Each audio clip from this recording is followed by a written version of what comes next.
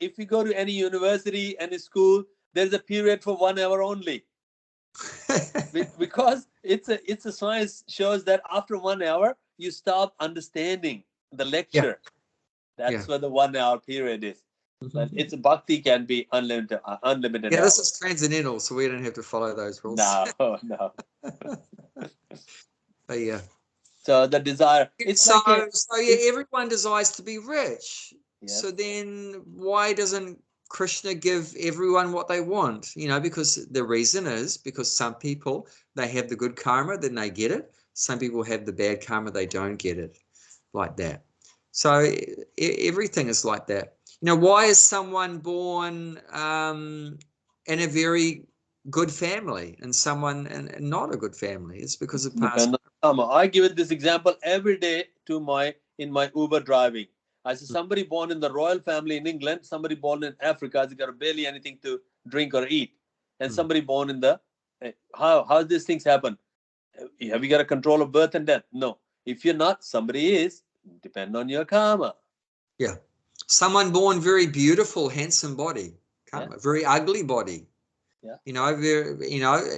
Very healthy, very sick. So many things. Very tall, very short, very fat, very thin. All these things, black body, white body, it's all depends on karma, like that. And,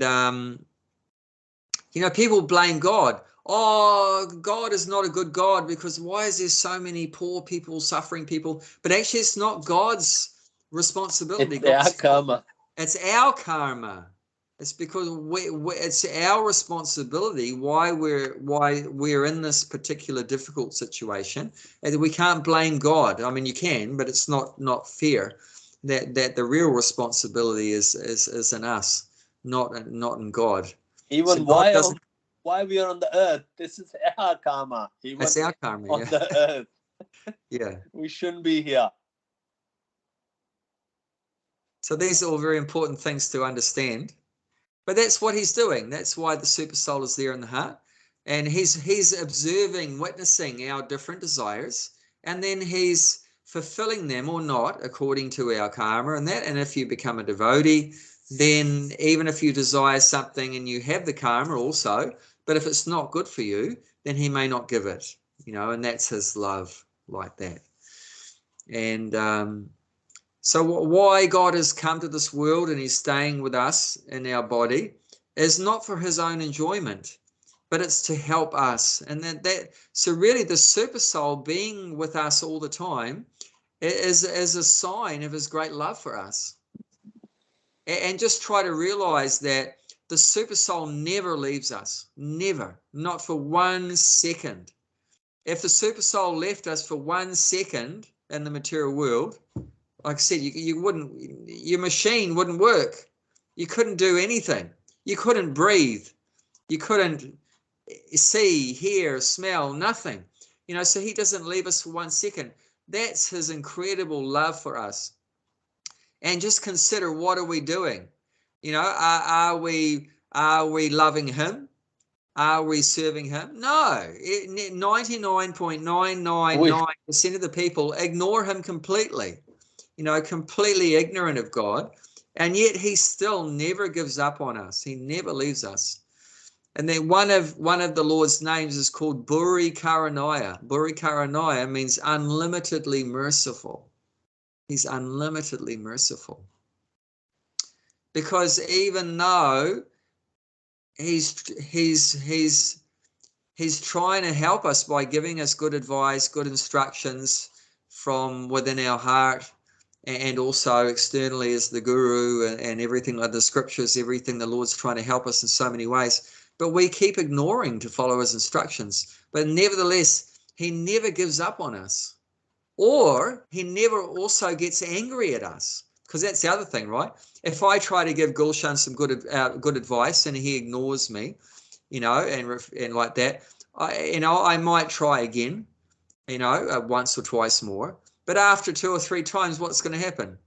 If you try to help someone and they just refuse to accept your help, you leave it. You're going to leave it, right? You're going to leave it. Or you might get angry. You get angry. You can't leave the kids. Kids, you get angry on it. Hey, you do this. I know you get angry at the kids, right? Because they don't do what you say, and you get angry at the kids. But the thing with Krishna is, as in the heart, the super soul, he never gets angry, This and is he the never difference gives between up. us and the God. So what's that tell you? Someone that their relationship with you is that they never give up on you, and they never get angry at you. They're never going to leave you. What does that tell you? It's only God can do. Human can't. That's pure love that we Yes. don't even really know what that is. That's such a high level of love. Selfless love. Yeah, selfless love, Normally, like in the material world, right? And you say even you have a partner or whatever like that. Imagine, the wife says, I love you, I love you, I love you. And then, but what if the husband loses his job and then he lost all his money and that? What's the wife going to say? See you later. Bye-bye. Ta-da. See ya. Bye-bye. Or if you lose your good looks, or you can't do all the physical, give enjoyment to the wife anymore or whatever like that, he's going to say, see you later. But Krishna is never like that. He never leaves us, even we don't do anything for him.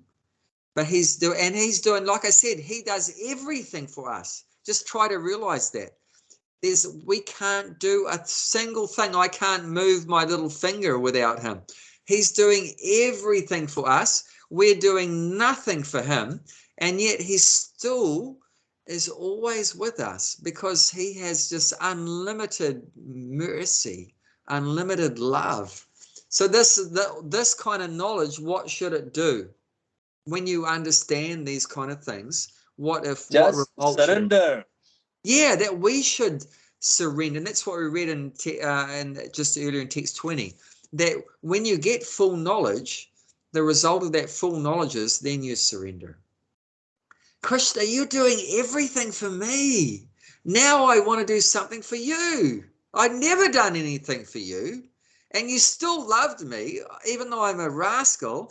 Now I've become aware of these things. Now I want to do something for you. Here, take this flower. Here, have this apple. Hare Krishna, Hare Rama. So then we start to do things for him. But this is important to realize, just to the extent of what God is doing for us. We have to try to understand this, because this is what leads to surrender and bhakti, is this realization that God is doing so much for us. He's my best friend. He is my real father, my real mother, my real friend, my real brother. He's everything, my lover, all this. And when the penny drops, when all these things click, then naturally devotion and love will sprout from our hearts. That's how it comes, with that realization like that. But yeah, so the super soul he's our best friend, he's our real well-wisher. Basically, and he's not just always with us in this life, but so I've been 10 million lives. Yep. I've been in the bodies of cockroaches. He was 8,400 million species. Yeah. And I was body of an ant and a butterfly and a bird and a fish and a pig. Imagine even Krishna stays with me. I'm in the body of a pig because of my desires. I've become in the body of a pig. He's given me that, but he stays with me. And that's, if that's not love, I don't know what's love. He'll go with us. We say, oh, my dear wife, I'm going to go and to live with pigs. You're going to come with me? No. You go. I'm not going. See you later. No one would go with us. We go into the most abominable, go to hell, and Krishna goes with us to hell. Like that. No one would go, oh, my dear kids, will you come with me to hell? No, F off. Like just like that. No one. But Krishna's love is unconditional. Unconditional. He always loves us. And it's like when you realize these things, just wow. The problem is... Yes. Go ahead. No, listening. That's okay. But yeah, the problem is people are so ignorant. We don't know. We don't know any of this, what God is doing for us. Therefore, we just don't do anything for him. But yeah, we have to, reflect on these things, think deeply about these things. What exactly? Like Prabhupada would often say that even religious people, they say God is great, right? There's that saying, right? God is great. Even Allah Akbar, right? Allah Akbar means God is great. But Prabhupada would say the problem is people don't know just how great God is. They know, oh yeah, God is up there, he's great. But they don't exactly know the detail of just how great he is. Like, not only he's up there in heaven, he's great, but he's so great that his very minute form is in our heart, like doing everything for us. So that Prabhupada, said that's what we have to go further. Not just in a basic understanding, okay, God is great, but knowing exactly in detail just how God is so great. All the details are great. Because real greatness, as Prabhupada explained, is that God is bigger than the biggest and small. But what about this? Smaller than the smallest. Yeah. Because if God is only just real gigantic, but that's only part of it. But also the very smallest thing.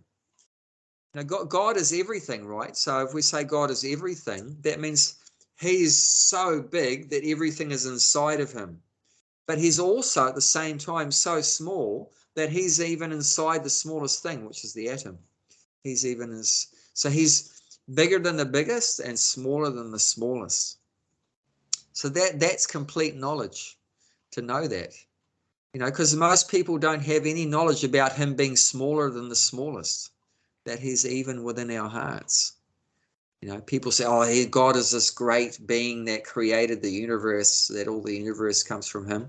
But no, think about him also, not only that he created the universe, like Christians say that, God created everything. Okay, that's good to know. But also that he's with me right now at every moment, doing everything for me and like that. So that's also, we need this kind of knowledge too. So he's in the elephant and he's in ants as well. Yeah. The elephant need 300 kilo, ants need 1 grain of the rice, and he's got a food for both. He's arranging food for both. He's arranging food for everyone. Yes. Well, he's okay, so we've got 5 minutes, so let's just report. Yes. Oh, sorry, which one are we at now? 21, 721. Yeah.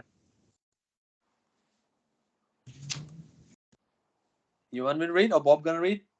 Wait on, mate. Sorry, no, I haven't got it yet. Okay. Well, while Bob finds it, you start reading, Gulshan. God has given independence to everyone. Therefore, if a person desires to have material enjoyment and wants very sincerely to have such facilities from the material demigods, the Supreme Lord, as a Supreme Soul, is everyone's heart. Understand and give facilities to such person. As the Supreme Father of all living entity, he does not interfere with their independence, but give all facilities to that they can fulfill their material desires. Some may ask why the all-powerful God gives facilities to living entity for enjoying this material world and so let them fall into the trap of the illusory energy. The answer is that if the Supreme Lord is Supreme Soul, Super Soul, does not give such facilities, then there is no meaning to independence. Therefore, he gives everyone full independence, whatever one like, but his ultimate instruction we find in Bhagavad Gita, one should give up all other engagement and fully surrender unto him. That will make man happy. Okay, Bob, you want to read? Yep. Both the living entity and the demigods are subordinate in the will of the Supreme Personality of Godhead. Therefore, the living entity cannot worship the demigod by his own desire, nor can the demigod bestow any benediction without the supreme will. As it is said, not a blade of grass moves without the will of the Supreme Personality of Godhead. Generally, persons who are distressed in the material world go to the demigods, as they are advised in the Vedic literature. A person wanting some particular thing may worship such and such a demigod. For example, a diseased person is recommended to worship the sun god. A person wanting education may worship the goddess of learning, Sarasvati. And a person wanting a beautiful wife may worship the goddess Uma, the wife of Lord Shiva. In this way, there are recommendations in the sutras, the Vedic scriptures, for different modes of worship of different demigods. And because a particular living entity wants to enjoy a particular material facility, the Lord inspires him with a strong desire to achieve that benediction from that particular demigod. And so he successfully receives the benediction. The particular mode of the devotional attitude of the living entity towards the particular type of demigod is also arranged by the Supreme Lord. The demigods cannot infuse the living entities with such an affinity, but because he is the Supreme Lord, or the Super Soul, who is present in the hearts of all living entities, Krishna gives impetus to man to worship certain demigods. The demigods are actually different parts of the universal body of the Supreme Lord. Therefore, they have no independence. In the Vedic literature, it is stated the Supreme Personality of Godhead as Super Soul is also present within the heart of the demigod. Therefore, he arranges through the demigod to fulfill the desire of the living entity. But both the demigod and the living entity are dependent on the supreme will. They are not independent.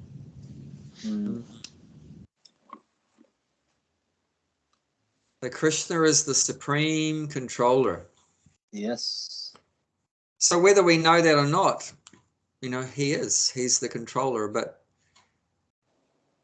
if we can acknowledge that, then we can have a loving relationship with him. We can have a loving relationship with him. And that's the perfection of life, to have that loving relationship with the Lord. So if you're a non-devotee, he's controlling everything, and if you're a devotee, he's controlling everything. But the difference is that the non-devotee is not happy because of forgetting that loving relationship with the Lord. The non-devotee thinks that he's the doer, and devotee thinks that he's not a doer. I'm not a doer. Yeah. Non-devotee The thinks non-devotee is never happy, never satisfied, and the devotee is always satisfied, always happy. So it's important to come to that realization that we can never be independent from him. So we should just surrender and accept that he's the... if somebody put the gun on your head, what chance do you have? Only surrender. Nothing much you can do. You can't even run. Just surrender. Yeah. But like Krishna's giving us a sense of freedom. Like he's not putting the gun to our head. Like this verse is saying, if you want to worship someone else, I'll help you. Go ahead. Yes. I'll help you. But that's the point. We should realize that without Krishna's help, I can't even worship anyone else, And also mentioned here, without Krishna's help, the demigod can't give you anything. That's what it said too, right? Without Krishna's help, the demigod can't even give you anything. You worship a demigod to give you something, but he can't even give it to you without Krishna's help. And you can't even worship the demigod without Krishna's help, because Krishna's giving you the faith to worship the demigod. And also the demigod, to give you what you want, also needs Krishna's help. So everyone needs Krishna. So that's what we should realize, that we all need Krishna. The demigod needs Krishna. you know, the tiny soul, us, needs Krishna. You know, everyone needs Krishna. And then in Krishna consciousness, we'll be happy. Otherwise, as long as we think, you know, oh, I'm doing this and like that, then we become frustrated. How much you can.